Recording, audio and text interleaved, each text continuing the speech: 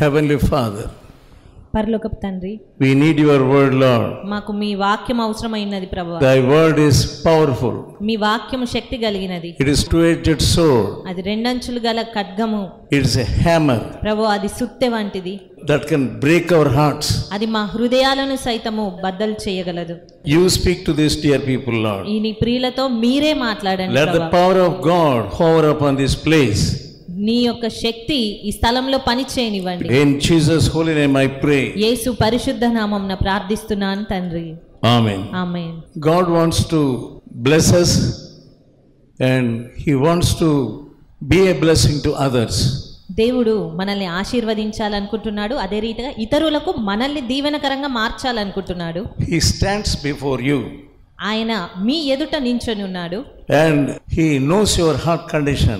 నీ హృదయ పరిస్థితి ఆయన ఎరిగి ఉన్నాడు. He wants you to know how your heart is in the presence of God. అయితే దేవుని సన్నిధిలో నీ హృదయం ఎలాగుంది అని నువ్వు తెలుసుకోవాలి అని ఆయన కోరుతున్నాడు. When the Lord stands before you, దేవుడు నీ ఎదుట ఉన్నప్పుడు He is light. ఆయన వెలుగుగా ఉన్నాడు. He wants to lighten your heart. ఆయన నీ హృదయాన్ని వెలిగించాలనుకుంటున్నాడు. He wants your lamp to burn. నీ దీపము వెలగాలి అని ఆయన కోరుతున్నాడు. We see God stood before the little boy Samuel.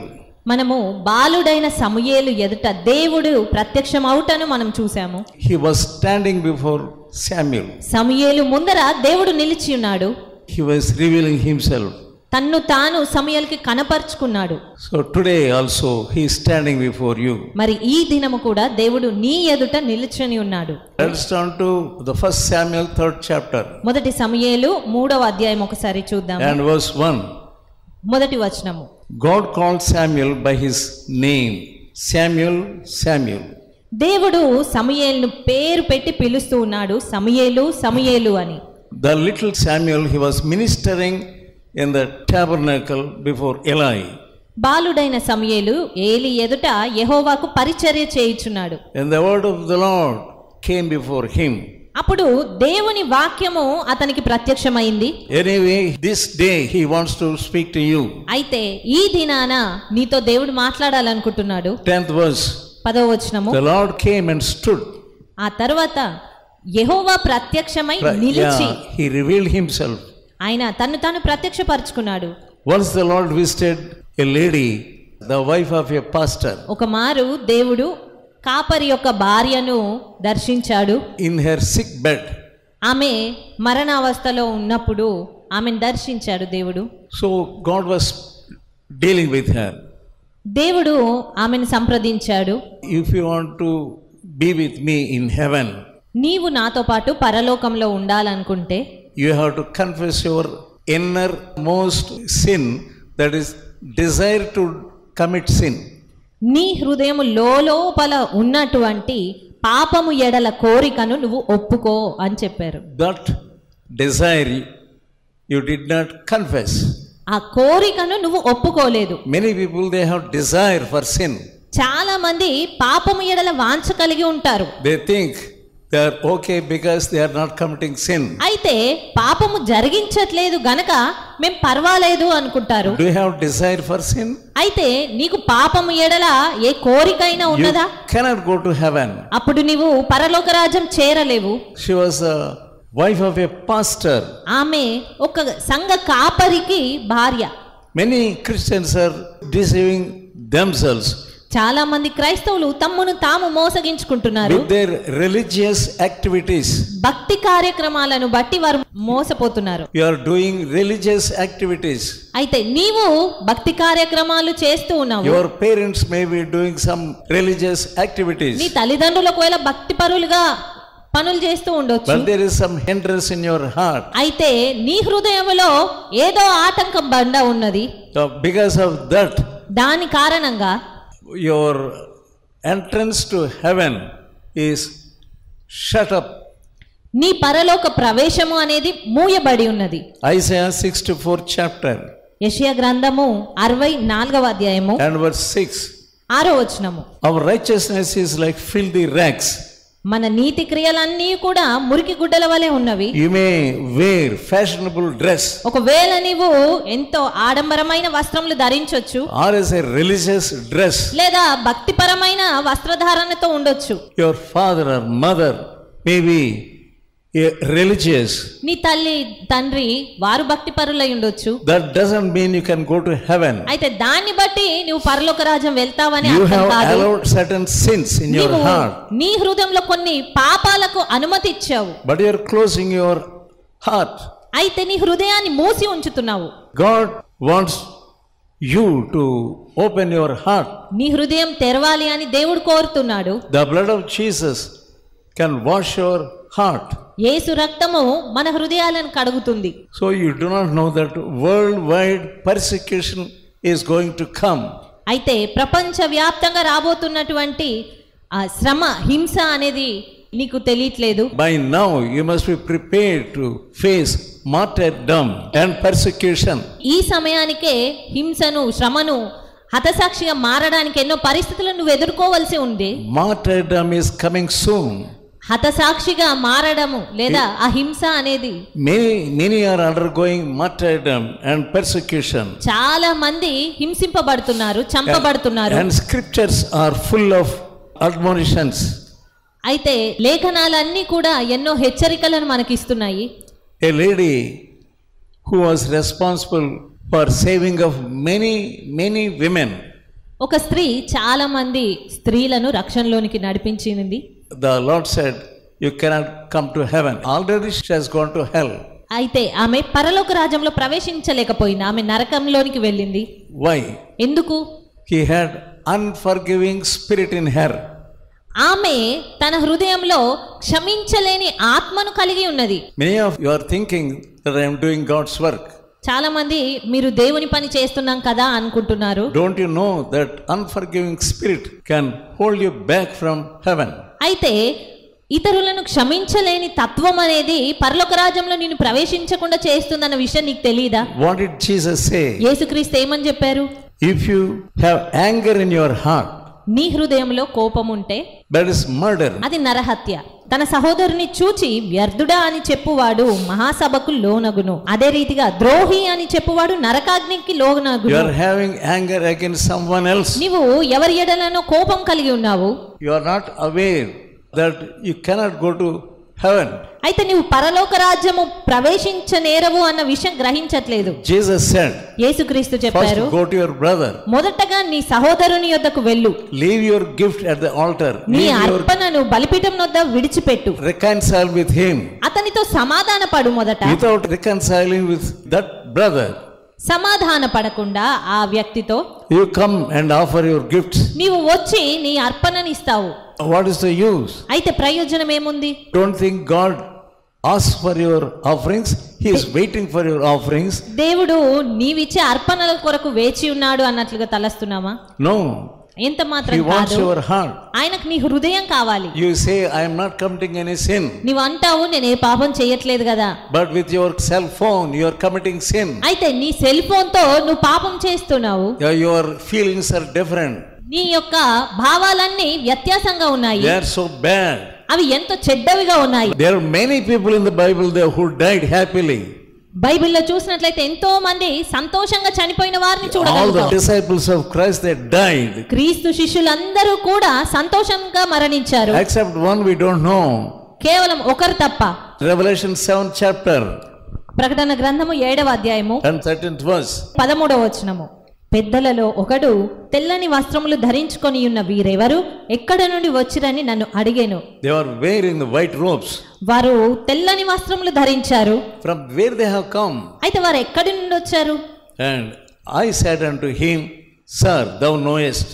అందుకు నేను, అయ్యా నీకే తెలియను అనగా, And he said to me, These are they which came out from great tribulation. అతడు ఈలాగు నాతో చెప్పెను, వీరు మహాశ్రమల నుండి వచ్చినవారు. They came to heaven after experiencing great tribulation in this world. వీరు ఈ లోకంలో ఉన్నప్పుడు మహాశ్రమలను అనుభవించిన తర్వాత పరలోకంకి వచ్చారు. Just experience great tribulation itself is not enough at all. మహాశ్రమలను అనుభవించుట మాత్రమే సరిపోదు. What else they must do? ఇంకా వారు ఏం చెయ్యాలి? They washed their robes and made them white. వాటిని తెలుపుగా చేసుకున్నారు. Suffering for Jesus itself is not enough.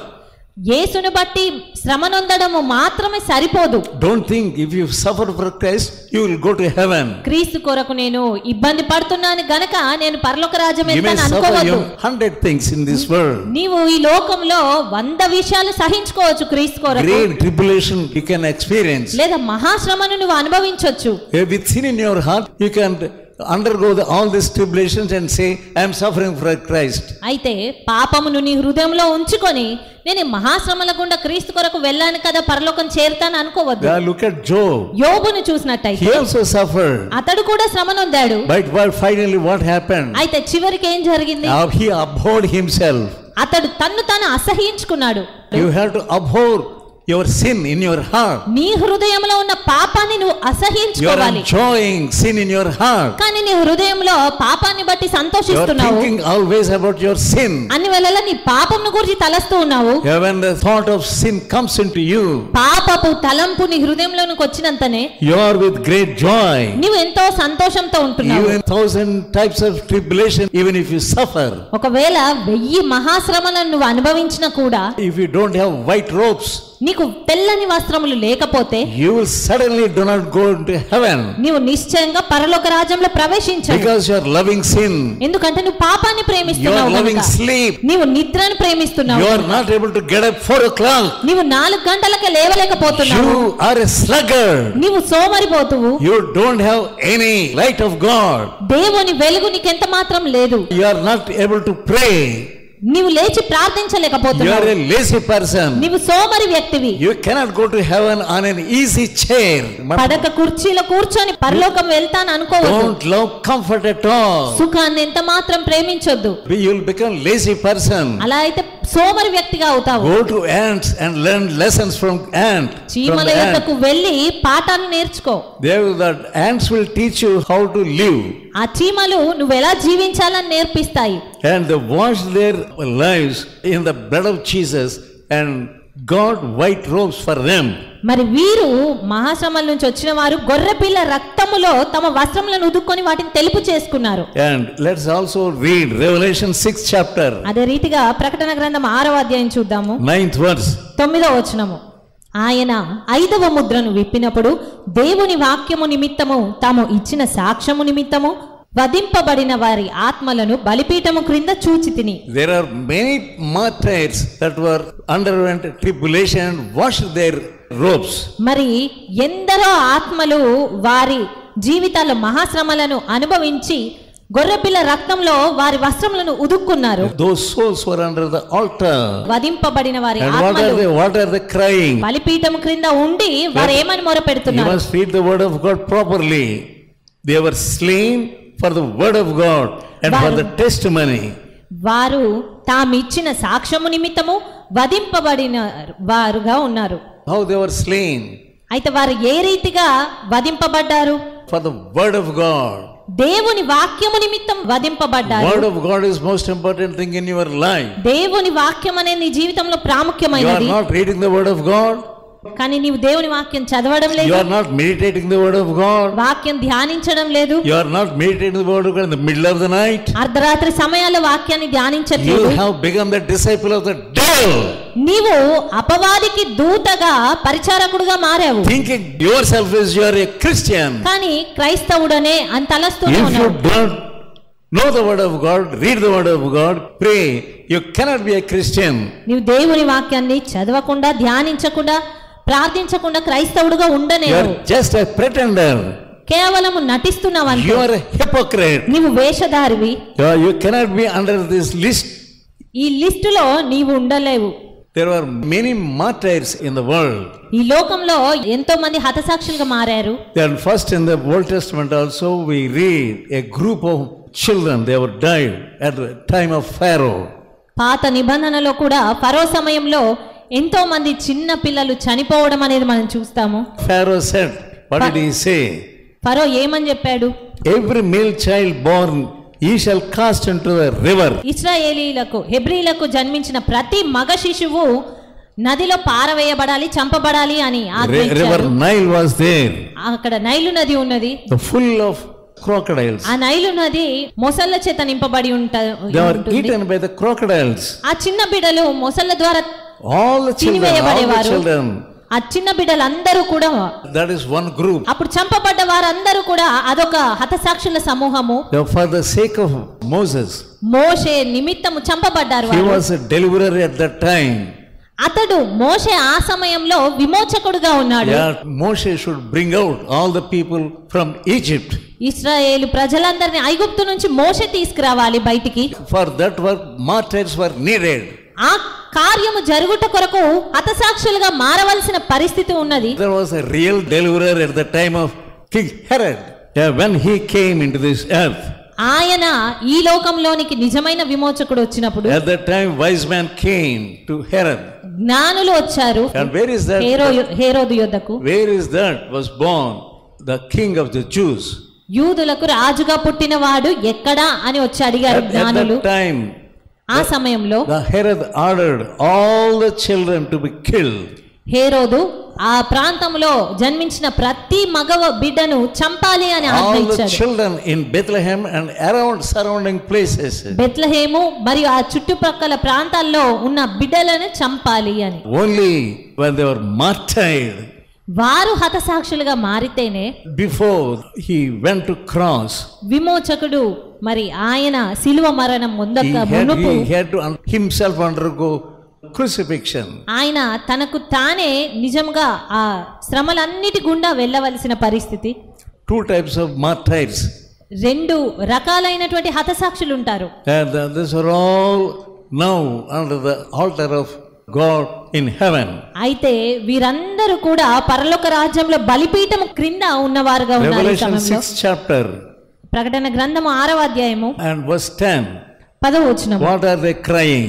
వారు ఏమని మొరపెడుతున్నారు? With loud voice.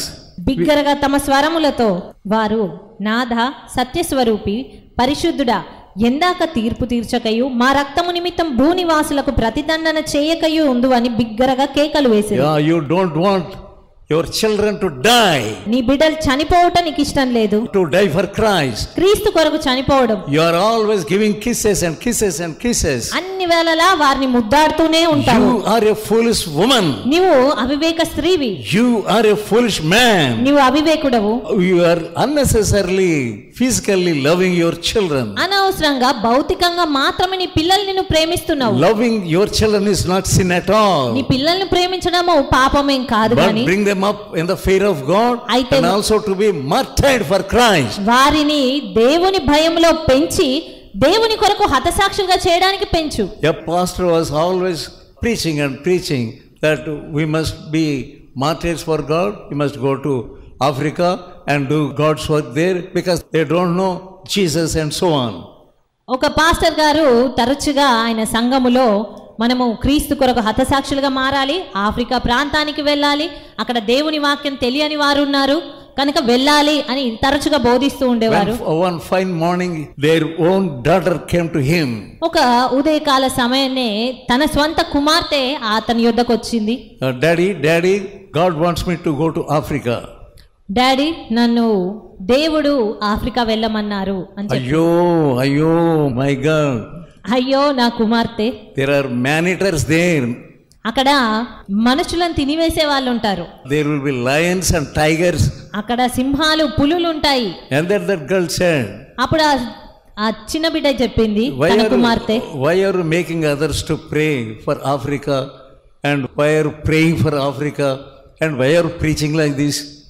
మరి అలాంటప్పుడు మీరు ఇతరులకు ఆఫ్రికా కొరకు ప్రార్థించండి, ఆఫ్రికాకు వెళ్ళండి, అక్కడ కార్యం చేయండి అని ఎందుకు చెప్తున్నారు? ఇలా నాకు చెప్పేవారు. చాలా మంది ప్రార్థిస్తారు. Others think what a prayerful man he is.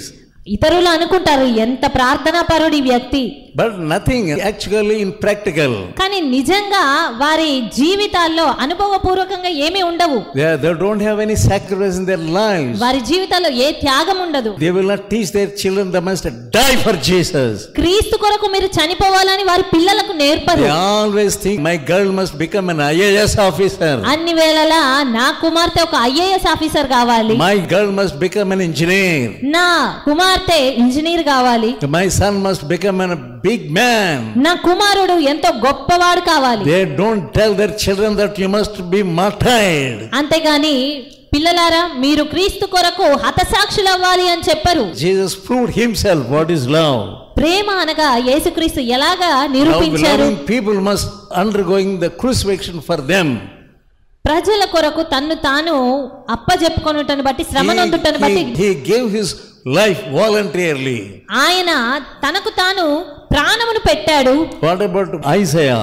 యెషయా గూర్చి చూసినట్టయితే When he was purified of his lips, అతడు sin in the తన lips, పెదవులకు ప్రాయశ్చిత్తము కలిగిన తర్వాత and he heard a voice, అతడు ఒక స్వరాన్ని విన్నాడు, whom shall I send? Whom shall I ఎవరిని మేము send? పంపెదము. And he said, అప్పుడు అతను అన్నాడు, Here am I, Lord. నేనున్నాను ప్రభువా, Send me. నన్ను పంపుము. Voluntarily. అతను తన్ను తాను వచ్చి చెప్తున్నాడు. He volunteered himself. తనకు తానే ముందుకు వచ్చాడు. And finally he was son. చివరకు అతను రంపం చేత నరకబడ్డాడు. And all the disciples also. శిష్యులు కూడా అలాగే You జరిగింది. know about Peter. పేతురు గూర్చి మనకు తెలుసు. He said, Oh cross, I love you. ఓ సిలువ నేను ప్రేమిస్తున్నాను అన్నాడు. Previously he fled from cross. అంతకు మునుపు సిలువ నుంచి పారిపోతూ ఉన్న వ్యక్తి. But after he was touched on the upper room. కానీ మేడగది పైన ఆత్మ ద్వారా తాకబడిన తర్వాత And he said, we must suffer. అతనే చెప్తున్నాడు మనము శ్రమలు అనుభవించాలి అని. Don't be afraid of any suffering. శ్రమలను చూసి భయపడవద్దు. Don't be afraid of any affliction. ఎలాంటి ఇబ్బందులను చూసి భయపడవద్దు. You are telling that you are a believer. నీవు ఒక విశ్వాసివి అని చెప్పుకుంటావు. Your heart is not right with God. అయితే దేవునితో నీ హృదయం సరిగ్గా You లేదు. are not able to obey the word of God. దేవుని వాక్యానికి విధేయత చూపించని 11th పరిస్థితిలో. verse, Revelation 6th chapter. ప్రకటన గ్రంథము 6వ అధ్యాయం 11వ వచనం What was the చూసినట్లయితే answer for the question of the martyrs? మరి ఆ హతసాక్షుల యొక్క ప్రశ్నకు జవాబు ఏమనున్నది The అక్కడ? answer is, 11వ వచనంలో వారి వలనే చంపబడబో వారి సహదాసుల యొక్కయు సహోదరుల యొక్కయు లెక్క పూర్తి అగు వరకు ఇంకా కొంచెం కాలము విశ్రమింపవలెను అని వారితో చెప్పబడెను. it must be, the number must be filled. ఆ సంఖ్య అనేది పూర్తి కావాలి. By whom it should be filled? ఎవరి ద్వారా ఆ సంఖ్య పూర్తవుతుంది? With us. మన ద్వారా ఆ సంఖ్య పూర్తవుతుంది. Many Christians say, not I, but that fellow. చాలా మంది నేను కాదు గాని ఆ వ్యక్తి. What are you praying? మరి నీవేం ప్రార్థిస్తున్నావు? Not I, Lord. Not I, Lord. నేను మాత్రం కాదు ప్రభువా అని ప్రార్థిస్తున్నావు. Select somebody. మరి ఎవరినో మీరు ఎన్నుకోండి. You don't love God. నీవు దేవుని ప్రేమించట్లేదు. Turn to Ezekiel. యెహెజ్కేలు గ్రంథం ఒకసారి చూద్దాము. 9th chapter. 9వ అధ్యాయము 2nd verse. 2వ వచనము. 6 powerful angels, everyone with slaughter weapons in their hands. అక్కడ 6 ప్రధానమైనటువంటి దూతలను మనం చూడగలుగుతాము. They are with weapons. ఆ 6 దూతలు ఆయుధాలు పట్టుకొని in their ఉన్నారు. hands, clothed in white linen, and ధరించుకున్న వారు with ఉన్నారు. their writer's horn by his side.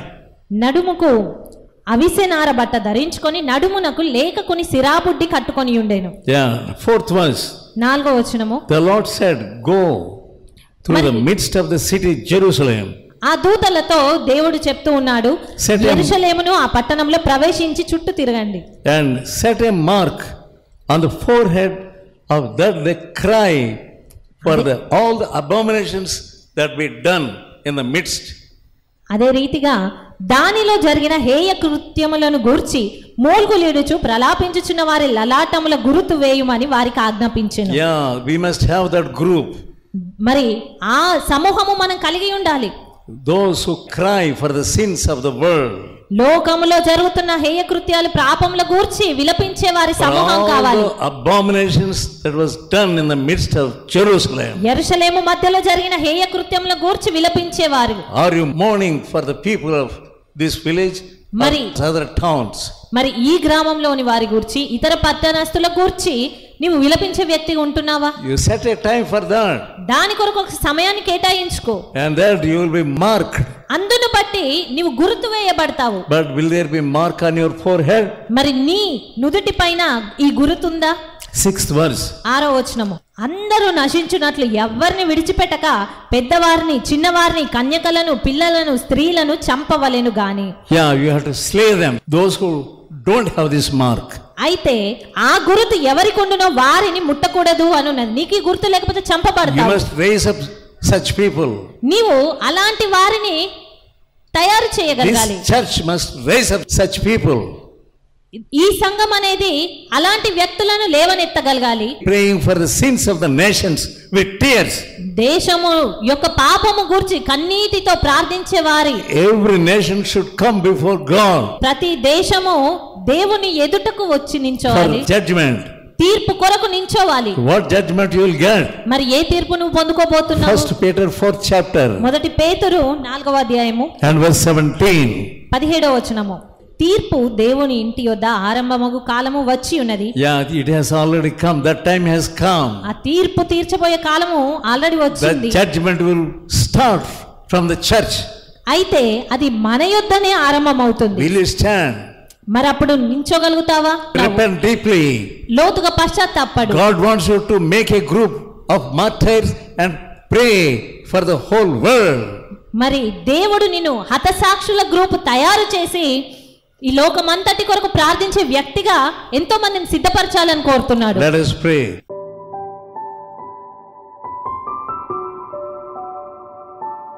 Heavenly Father, పరలోకపు తండ్రి, thank you Lord for giving us your word. నీ వాక్యం ఇచ్చినందుకు మీ కృతజ్ఞతలు. Let us be really touched in our hearts. నిజంగా మీరు మా హృదయాల్లో తాకండి. We are so weak. మేమెంతో బలహీనులము. You made your disciples to be martyred. నీవు నీ శిష్యులు హతసాక్షులుగా మారేలాగా చేశారు. We call ourselves as Christians and disciples. మరి మమ్మల్ని మేము క్రైస్తవులంగా We are just living contrary to your word. చెప్పుకుంటున్నాం కానీ మీ వాక్యానికి వ్యతిరేకంగానే జీవిస్తున్నాము. Help us, forgive us. మాకు సహాయం చేయండి, From now onwards, help us to have this mind of you. ఈ సమయం నుండి అయినా మీ ఈ మనసు కలిగి ఉండడానికి మాకు సహాయం చేయండి. To teach our children to die for you. మరి పిల్లలకు నీ కొరకు చనిపోవాలి అని నేర్పించగలిగేటువంటి మనసునివ్వండి. In Jesus' holy name we pray. యేసు పరిశుద్ధ నామమున ప్రార్థిస్తున్నాము తండ్రి. Amen. Amen. Now may the grace of God, the love of Jesus, fellowship of the Holy Spirit may rest upon us. Amen. ఓపికతో ఫలించు అనే పుస్తకాన్ని చదివి అనేకులు మేలు పొందుచున్నారు. ప్రతి ఒక్కరూ తప్పక చదవాల్సిన పుస్తకం. ఈ పుస్తకాన్ని చదువుతున్నప్పుడే పరిశుద్ధాత్మ శక్తి బలంగా మీపైన పనిచేస్తుంది. ఈ ఆధ్యాత్మిక పుస్తకం కొరకై వెంటనే మమ్ములను సంప్రదించండి. సమర్పణ పత్రిక. ఈ పత్రిక మిమ్ములను సూక్ష్మంగా పరిశీలించి దైవవాక్యాన్ని అందించి మీ జీవితంలో విశ్వాసం యొక్క అవసరతను తెలియజేస్తుంది. ఈ పత్రిక చదివిన కొందరు రక్షణ పొందడమే కాక దైవ సేవలో కూడా పాల్పొందుచున్నారు. మరెన్నో ఆధ్యాత్మిక పుస్తకములు మీ కొరకు సిద్ధంగా ఉన్నవి. మా చిరునామా బి ముఖర్జీ, సమర్పణ మినిస్ట్రీస్, చిన్నగొలపాలెం, వయా మొగుల్తూరు, పశ్చిమ గోదావరి జిల్లా. Pin code 534281. మా ఫోన్ నంబర్ 9542037489 9390108373.